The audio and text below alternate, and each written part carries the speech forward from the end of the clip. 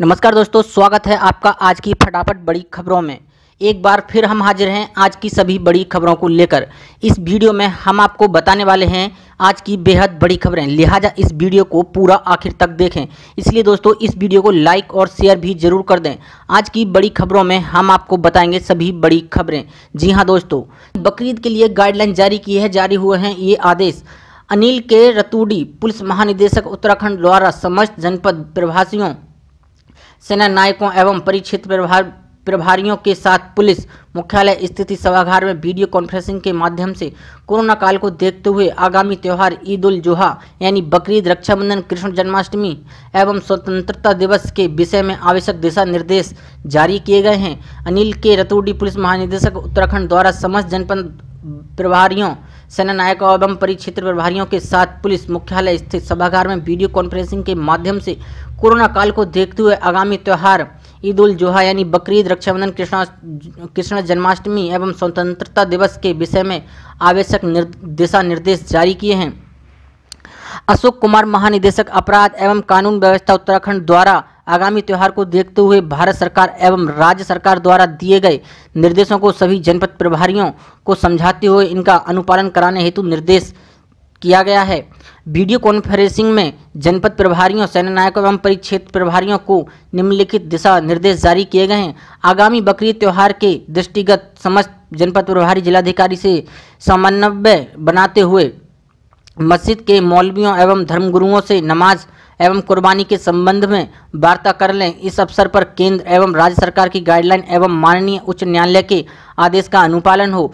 Police कर्मियों को बढ़ते कोरोना संक्रमण से बचाना है, इसलिए पुलिस मुख्यालय द्वारा निर्गत एसओपी को और अधिक कड़ाई से लागू कराने, मास्क, सोशल डिस्टेंसिंग, सैनिटाइजेशन का पालन कराने एवं अनावश्यक एक्सपोजर से बचने हेतु दिशा निर्देश जारी किए गए हैं। श्री कृष्ण जन्माष्टमी के अवसर पर पुलिस लाइन्स एवं पीएसी बटालियनों में आयोजित होने वाले सामूहिक समारोह को इस वर्ष कोरोना संक्रमण के दृष्टिगत आयोजित नहीं करने का निर्णय लिया गया है। स्वतंत्रता दिवस के अवसर पर पुलिस मुख्यालय, पुलिस लाइन एवं पीएसी बटालियन में आयोजित होने वाले समारोह को सोशल डिस्टेंसिंग एवं गाइडलाइंस का अनुपालन किया जाना सुनिश्चित करें। साथ ही भयंकर बारिश, अगले 24 घंटे यूपी के लिए भारी बारिश के ऐलान किए गए हैं। देश के इन राज्यों को आईएमडी की भी चेतावनी दी गई है।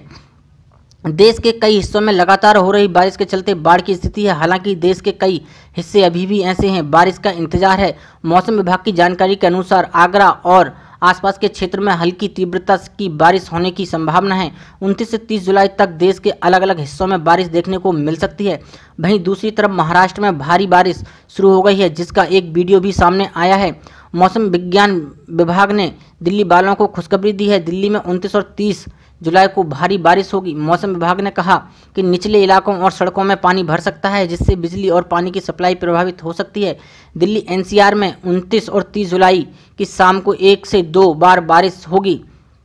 साथ ही उत्तर प्रदेश में आईएमडी की भी चेतावनी है। मौसम विभाग ने उत्तर प्रदेश के 17 जिलों के लिए चेतावनी जारी की है। इनमें से पश्चिम यूपी से लेकर बुंदेलखंड और तराई के जिले शामिल हैं। अनुमान के मुताबिक इन जिलों में अगले 24 घंटे में भारी बारिश की संभावना बनी हुई है।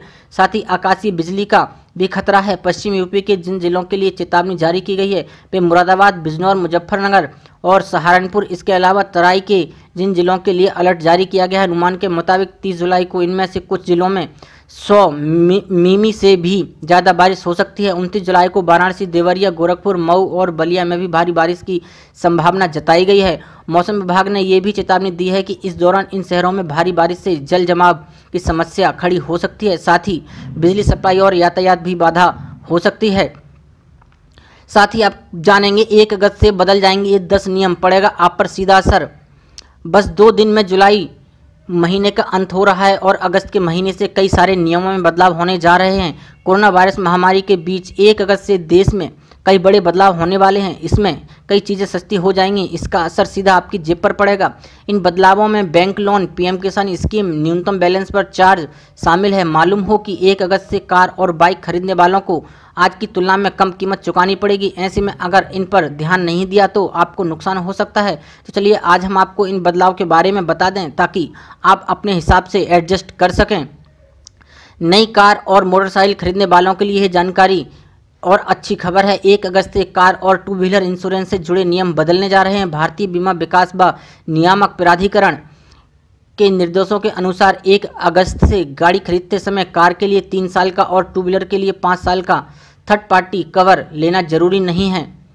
झरना ने जून में long term packaged third party और ऑन डैमेज इंश्योरेंस पॉलिसी के नियम को वापस ले लिया है। झरना ने कहा है कि इनके कारण गाड़ियों की कीमत बढ़ जाती है, इससे गाड़ी लेना मुश्किल हो जाता है। साथ ही एलपीजी गैस की कीमत में भी बड़े बदलाव किए गए हैं। 1 अगस्त से कुकिंग गैस की कीमत में बदलाव होगा। पिछले 2 महीने से कीमत में लगातार तेजी आई है। ऐसे में तीसरे महीने में ये तेजी कायम रहेगी या नहीं, ये देखना होगा। बता दें कि देश की ऑयल मार्केटिंग कंपनियां हर महीने की पहली तारीख को एलपीजी गैस सिलेंडर की कीमत में बदलाव करती है। पेट्रोल और डीजल की कीमत में रोजाना बदलाव होता है। साथ ही पीएम किसान की दूसरी किस्त भी जारी होगी। इसके साथ ही 1 अगस्त से पीएम किसान योजना के तहत दूसरी किस्त जमा होगी। पीएम किसान सम्मान निधि, जिसे पीएम किसान योजना भी कहते हैं, इसके तहत देश में हर रजिस्टर्ड किसान के खाते में 1 साल में 2-2 हज़ार रुपये करके 6 हज़ार रुपये जमा किए जाते हैं। साल 2020 की पहली किस्त अप्रैल महीने में आई थी, ये दूसरी किस्त होगी। सरकार ने योजना की शुरुआत से लेकर अब तक देश के 9,185 करोड़ किसानों के खातों में नकद लाभ पहुंचाया है। योजना का लाभ डीबीटी डायरेक्ट बेनिफिट ट्रांसफर के जरिए सीधे अकाउंट में पहुंचाया जाता है। साथ ही सुकन्या समृद्धि योजना अकाउंट। दूसरी तरफ कोरोना संकट के बीच सरकार ने ऐलान किया था कि 25 मार्च 2020 से 30 जून 2020 के दौरान जो बालिका 10 वर्ष की हुई हैं, उन्हें 31 जुलाई तक सुकन्या समृद्धि योजना में खाता खुलवाने का मौका है। गरीब या निम्न मध्यम वर्गीय परिवार में बेटी को बोझ नहीं समझने, इसलिए इस योजना की शुरुआत की गई थी। इस योजना में हर तिमाही में समीक्षा होती है। अभी इस पर 716% का ब्याज दिया जा रहा है। साथ ही आरबीएल बैंक ने हाल में सेविंग अकाउंट पर मिलने वाली ब्याज में कटौती की है। अब सेविंग अकाउंट में 1 लाख रुपये तक जमा पर 4.75% सालाना ब्याज मिलेगा। वहीं 1 से 10 लाख रुपए तक के जमा पर 6% और 10 लाख से 5 करोड़ रुपए तक के जमा पर 6.75% ब्याज मिलेगा। वहीं ग्राहक अब 1 महीने एटीएम से 5 बार फ्री में कैश निकाल सकते हैं। नए नियम 1 अगस्त से लागू होंगे।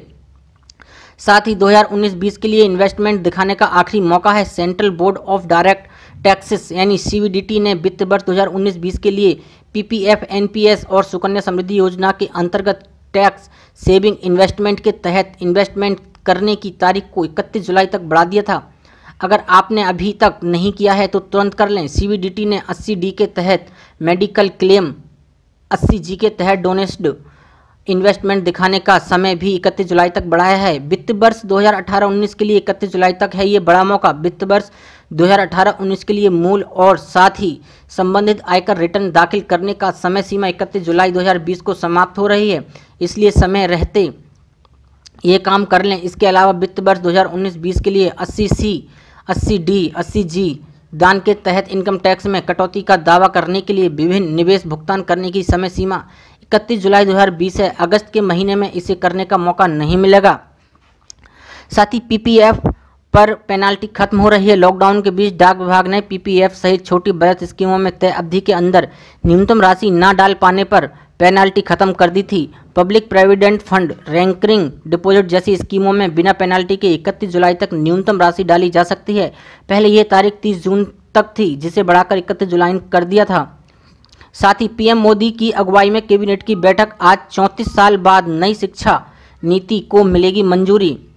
राजधानी दिल्ली में आज प्रधानमंत्री नरेंद्र मोदी की अगुवाई में कैबिनेट की बैठक होने जा रही है। इस बैठक में आज 34 साल बाद नई शिक्षा नीति को मंजूरी मिल सकती है। इस साल बजट में वित्त मंत्री सीतारमण ने नई शिक्षा नीति का ऐलान किया था। इस नई शिक्षा नीति के तहत देश में शिक्षा के मायने को बदल जाएगा। इससे न सिर्फ युवाओं को शिक्षा के नए अवसर मिलेंगे, बल्कि रोजगार प्राप्त करने में भी आसानी होगी। शिक्षा नीति का ऐलान करते हुए सरकार ने कहा था कि शिक्षा के क्षेत्र में एक्सटर्नल, कमर्शियल और विदेशी निवेश एफडीआई को लेकर जरूरी कदम उठाए जाएंगे। सरकार युवा इंजीनियरों को इंटर्नशिप का अवसर देने के उद्देश्य से शहरी स्थानीय निकायों के लिए एक कार्यक्रम शुरू करने की योजना बना रही है। साथ ही राष्ट्रीय पुलिस यूनिवर्सिटी और राष्ट्रीय फॉरेंसिक यूनिवर्सिटी का प्रस्ताव लाया जा रहा है। वहीं टॉप 100 यूनिवर्सिटीज़ पर पूरी तरह से ऑनलाइन शिक्षा कार्यक्रम शुरू करें, इसकी भी योजना तैयार हो रही है। वहीं केंद्रीय मानव संसाधन विकास मंत्री रमेश पोखरियाल निशंक ने कहा है कि हमारी जो नई शिक्षा नीति आ रही है वह काफ़ी कुछ इन बातों का समाधान करेगी। शिक्षा नीति में सरकार ने हायर एजुकेशन को बढ़ावा देने की बात कही गई है। मिलेंगे सभी को 7,500 रुपये। केंद्र की मोदी सरकार महिलाओं को बड़ा तोहफा देने की तैयारी में है। यह तोहफा सरकार गर्भवती महिलाओं को देने वाली है। फरवरी में श्रम मंत्री संतोष गंगवार की अध्यक्षता में हुई बैठक में प्रस्ताव लाया गया था कि कर्मचारी राज्य बीमा निगम के तहत आने वाली गर्भवती महिला को प्रसूति खर्च 7,500 रुपये दिया जाएगा। अब मोदी सरकार इस प्रस्ताव पर जल्द ही अंतिम मोहर लगाने जा रही है। दरअसल श्रम और रोजगार मंत्रालय ने इस संबंध में एक ड्राफ्ट नोटिफिकेशन जारी कर दिया है। इस नोटिफिकेशन पर हितधारकों से 30 दिन के अंदर सुझाव मांगे गए हैं। इसके बाद सरकार अंतिम फैसला करेगी। गौरतलब है कि केंद्र सरकार का कर्मचारी राज्य बीमा निगम की स्वास्थ्य बीमा योजना के तहत प्रसूति खर्च बढ़ाकर 7,500 रुपये करने का प्रस्ताव है। अभी गर्भवती महिलाओं को यह राशि 5,000 रुपये मिलती है। अब इसे मिलने वाले पैसे में 2,500 रुपये और बढ़ाने की तैयारी है।